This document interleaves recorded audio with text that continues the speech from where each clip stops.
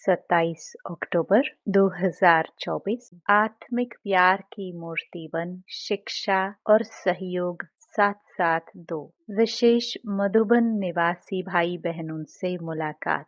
आज प्यार के सागर बाप दादा अपने मास्टर ज्ञान सागर बच्चों से मिलन मना रहे हैं। ये परमात्म प्यार बच्चों की पालना का आधार है। जैसे परमात्म प्यार ब्राह्मण जीवन का आधार है, ऐसे ही ब्राह्मण संगठन का आधार आत्मिक प्यार है। जो आत्मिक प्यार आप बच्चे ही अनुभव कर सकते हो। आज के विश्व की आत्माएं इस सच्चे निस्वार्थ आत्मिक परमात्म प्यार की प्यासी हैं। ऐसा सच्चा प्यार सिवाय आप ब्राह्मण आत्माओं के किसी को प्राप्त नहीं हो सकता। प्यासी आत्माओं की प्यास पूर्ण करने वाले अपने को हर समय परमात्म प्यार व आत्मिक प्यार में समाये हुए अनुभव करते हो। प्यार के दाता व देवता सदा रहे हो।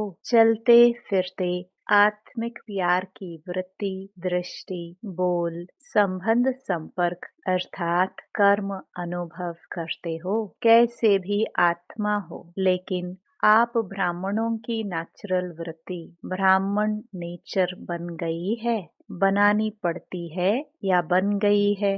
Follow father, follow mother. अपने ब्राह्मण जन्म के आदि समय को याद करो। भिन्न भिन्न नेचर वाले बाप के बने। प्यार के सागर बाप ने एक ही प्यार के सागर के स्वरूप की अनादि नेचर से अपना बना लिया ना। अगर आप सबकी भिन्न भिन्न नेचर देखते तो अपना बना सकते। तो अपने से पूछो, मेरी नेचुरल नेचर क्या है? किसी की भी कमजोर नेचर वास्तव में ब्राह्मण जीवन की नेचुरल नेचर मास्टर प्रेम का सागर है। जब दुनिया वाले भी कहते हैं कि प्यार पत्थर को भी पानी करता है, तो आत्मिक प्यार परमात्म प्यार लेके देने वाले भिन्न भिन्न नेचर को परिवर्तन नहीं कर सकते। कर सकते हैं या नहीं? पीछे वाले बोलो, जो समझते हैं कर सकते हैं वो एक हाथ उठाओ। बड़ा हाथ उठाओ, छोटा नहीं। सभी ने हाथ उठाया, अच्छा, मुबारक हो।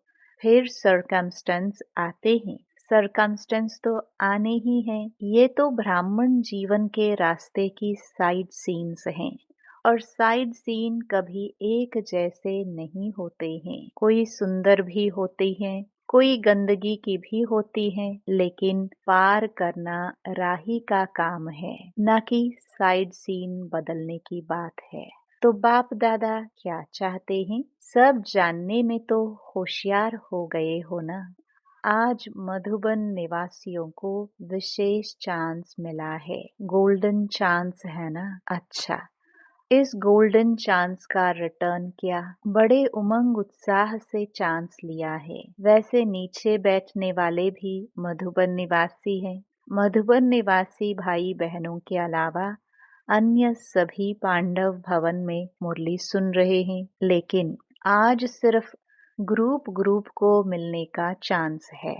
इतना इकट्ठा तो दूर दूर हो जाते हैं, इसलिए थोड़े थोड़े भाग बनाए हैं। बाकी हैं सभी मधुबन निवासी। जब सेंटर पर रहने वालों की भी परमानेंट एड्रेस मधुबन ही है ना, तो ब्राह्मण अर्थात परमानेंट एड्रेस मधुबन। घर मधुबन है, बाकी सेवा स्थान है। तो नीचे वाले ऐसे नहीं समझे कि आज हमको मधुबन निवासियों से निकाल लिया है। नहीं, आप सब मधुबन निवासी हैं। सिर्फ आपको सामने बाप दादा देखने चाहते हैं, तो छोटे ग्रुप में देख सकते हैं। अभी देखो, पीछे देखने वाले भी इतने स्पष्ट नहीं दिखाई देते हैं। ये नजदीक वाले स्पष्ट दिखाई देते हैं, लेकिन पीछे वाले दिल से दूर नहीं है।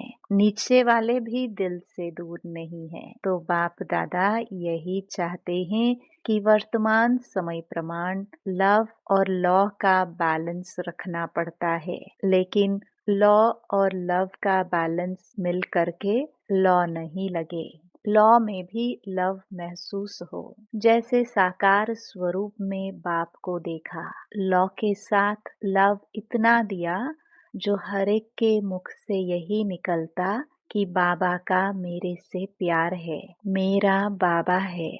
लॉ जरूर उठाओ, लेकिन लॉ के साथ लव भी दो। सिर्फ लॉ नहीं, सिर्फ लॉ से कहाँ कहाँ आत्माएं कमजोर होने के कारण दिल शिकस्त हो जाती हैं। जब स्वयं आत्मिक प्यार की मूर्ति बनेंगे, तब दूसरों के प्यार की, आत्मिक प्यार दूसरा प्यार नहीं, आत्मिक प्यार अर्थात हर समस्या को हल करने में सहयोगी बनना। सिर्फ शिक्षा देना नहीं, शिक्षा और सहयोग साथ साथ देना, ये है आत्मिक प्यार की मूर्ति बनना। तो आज विशेष बाप दादा हर ब्राह्मण आत्मा को, चाहे देश चाहे विदेश, चारों ओर के सर्व बच्चों को यही विशेष अंडरलाइन करते हैं कि आत्मिक प्यार की मूर्ति बनो और आत्माओं के आत्मिक प्यार की प्यास बुझाने वाले दाता देवता बनो। ठीक है ना?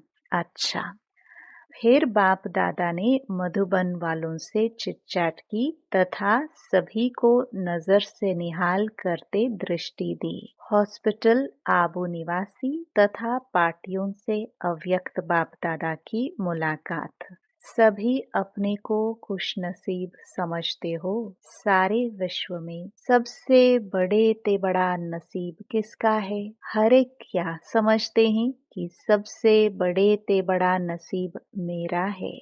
हर एक ऐसा समझते हैं। जब खुश नसीब हैं तो खुश रहते हैं, सदा खुश रहते हैं। कभी कभी तो नहीं ना। जब बाप दादा ने भाग्य का सितारा चमका दिया तो चमकते हुए सितारे को देख खुश रहते हो। दिल में सदा खुशी के बाजे बजते हैं। कौन सा गीत दिल गाती है? वाह मेरा श्रेष्ठ भाग्य। यह गीत गाते हो। सारे कल्प आपके भाग्य का गायन होता रहता है।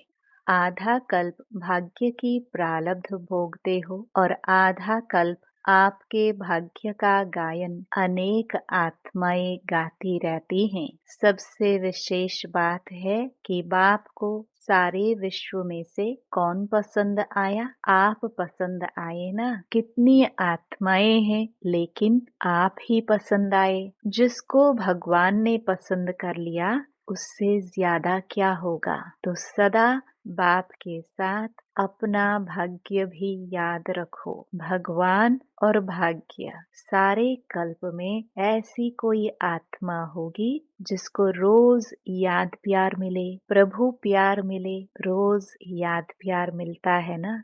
सबसे ज्यादा लाडले कौन हैं? आप ही लाडले हो ना। तो सदा अपने भाग्य को याद करने से व्यर्थ बातें भाग जाएंगी। भगाना नहीं पड़ेगा, सहज ही भाग जाएंगी। अभी वर्तमान समय के प्रमाण संगम युग के समय का महत्व समझकर हर सेकंड अपनी प्रारब्ध श्रेष्ठ बनाते रहो। एक सेकंड भी व्यर्थ नहीं जाए, क्योंकि एक एक सेकंड का बहुत बड़ा महत्व है। सेकंड नहीं जाता, लेकिन बहुत समय जाता है और यह समय फिर नहीं मिलना है। समय का परिचय है ना, अच्छी तरह से स्मृति में रहता है। देखो, आज आप सबको स्पेशल टाइम मिला है ना।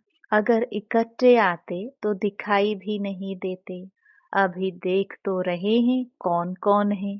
सब विशेष आत्माएं हो। सिर्फ अपनी विशेषता को जान, विशेषता को कार्य में लगाओ। ड्रामानुसार हर ब्राह्मण आत्मा को कोई न कोई विशेषता प्राप्त है। ऐसा कोई नहीं है जिसमें कोई विशेषता नहीं हो। तो अपनी विशेषता को सदा स्मृति में रखो और उसको सेवा में लगाओ। हर एक की विशेषता उड़ती कला की बहुत तीव्र विधि बन जाएगी। सेवा में लगाना, अभिमान में नहीं आना, क्योंकि संगम पर हर विशेषता ड्रामानुसार परमात्म देन है।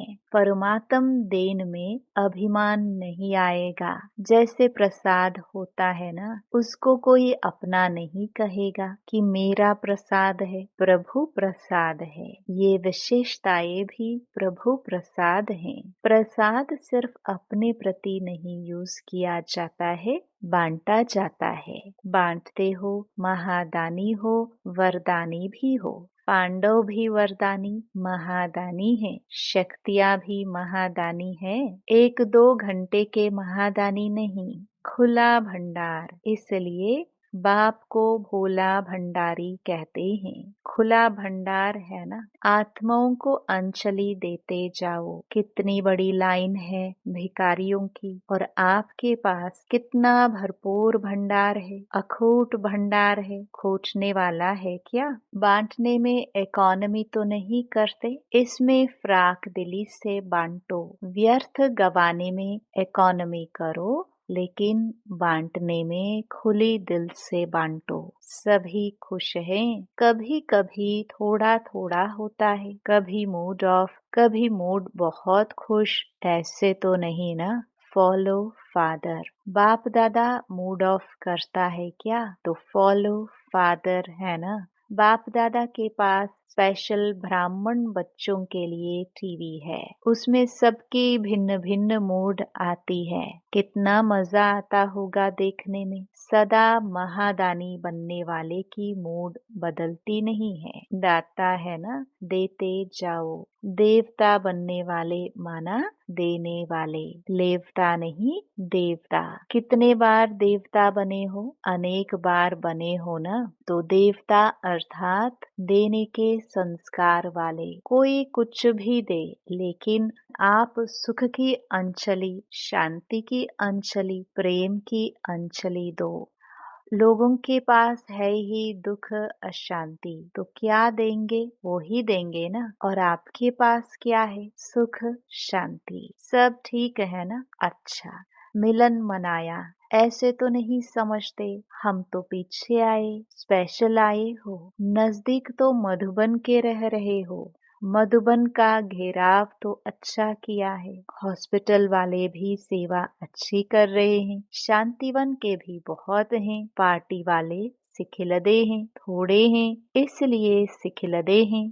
फॉरेनर्स के बिना भी शोभा नहीं है, इसलिए हर ग्रुप में अपनी शोभा बढ़ाने अच्छा आ जाते हैं। अच्छा, सेवाधारियों से अव्यक्त बाप दादा की मुलाकात। सभी सेवा के निमित्त अपना भाग्य बनाने वाले हो, क्योंकि इस यज्ञ सेवा का पुण्य बहुत बड़ा है। तन से सेवा तो करते हो, लेकिन मन से भी सेवा करते रहो तो डबल पुण्य हो जाता है। मनसा सेवा और तन की सेवा। जो भी आते हैं सेवाधारियों की सेवा से वायुमंडल में देख करके अपना लाभ लेकर जाते हैं। तो जितने भी आते हैं सेवा के समय उतनी आत्माओं का पुण्य या दुआएं जमा हो जाती हैं। ऐसे सेवा करते हो तन से भी और मन से भी। डबल सेवाधारी हो या सिंगल, कौन हो? डबल डबल करते हो। सेवा का प्रत्यक्ष फल भी मिलता रहता है। जितना समय रहते हो एक्स्ट्रा खुशी मिलती है ना। तो प्रत्यक्ष फल भी खाते हो, दुआएं भी जमा होती हैं, भविष्य भी बना और वर्तमान भी बना। बाप दादा को भी खुशी होती है कि बच्चे अपनी प्रारब्ध बहुत सहज और श्रेष्ठ बना रहे हैं। बस सेवा सेवा और सेवा, और किसी बातों में नहीं जाना। सेवा अर्थात जमा करना।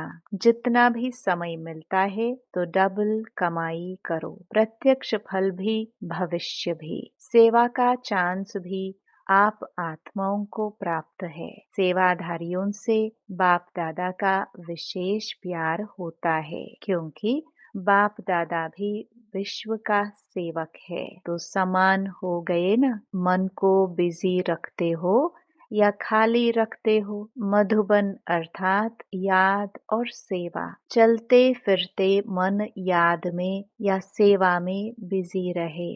सभी खुश रहते हो।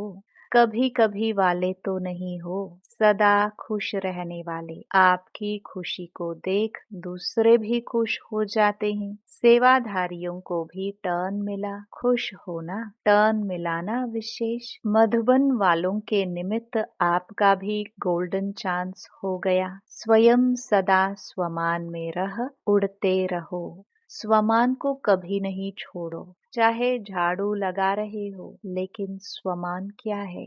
विश्व की सर्व आत्माओं में श्रेष्ठ आत्मा हूँ। तो अपना रूहानी स्वमान कोई भी काम करते भूलना नहीं। नशा रहता है ना, रूहानी नशा।